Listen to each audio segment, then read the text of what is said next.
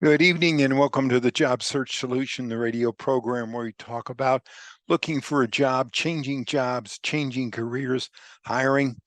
And as always, we begin with a prayer. Dear God, grant us thy peace and thy mercy, thy will be done. And it's Wednesday. And as always, every Wednesday evening, we have Rich Levinsky with us talking about consultants in the workplace. He has a very interesting topic that you won't want to miss this evening, especially if you're in the business of either hiring consultants or being a consultant. He always has some very thoughtful issues concerning consulting. He's been at it so long. So stay tuned. I wanted to discuss this evening in this session a little bit of an extension of what we discussed last evening in the first session that we had. And it has to do with doing the right things in the interviewing process.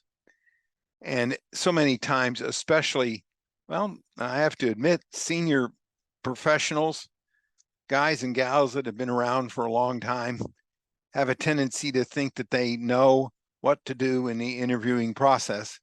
And what brought this all up was that I had two candidates that started out with 4 and had 2 candidates that became finalists in an interviewing situation for a very good sales job, garnered about $160,000, $175,000 sale base salary and a $350,000, $400,000 total earnings. And the final 2 candidates were both very good. One of the candidates was a guy that had actually worked for the company before and was a very good candidate, extremely good, had a great track record, a really solid background. But when it came down to it, he didn't prepare very well for the interviewing process. He took for granted the fact that he had worked for the company before, and he didn't do a lot of the little things that you really have to do if you want to interview right. The other candidate wasn't anywhere near as qualified. She was very good. Now, there's no doubt about that. She had a great track record, but she wasn't as qualified as this guy. But man, she did everything right. She went right by the prescription of exactly what she was supposed to do. And she acted like she wanted the job. She didn't necessarily say she had to have the job or was pushing for the job, but she did everything right. She researched the company. She researched the guy she was interviewing with. She talked to customers and clients of the organization that she was interviewing with. She interviewed people that had worked there before. She studied a lot of previous organizations that had used them as clients and done some research on some situations that worked out, that didn't work out. She really did her research. When she got in the interviews, she asked a lot of very good questions that showed that she really had done her homework on the company. On each individual that she interviewed with, she had really great questions. When she was asked if she had any questions, she pulled out a sheet of questions that showed that she had put a lot of thought into it. When she was asked about the kind of questions she had, they weren't just ordinary questions like how long have you been here and what do you like about the company and what's good about it. It showed that she had done her research. She found some situations where the company hadn't performed very well, and she asked why the company hadn't performed very well. And she asked some real in-depth questions.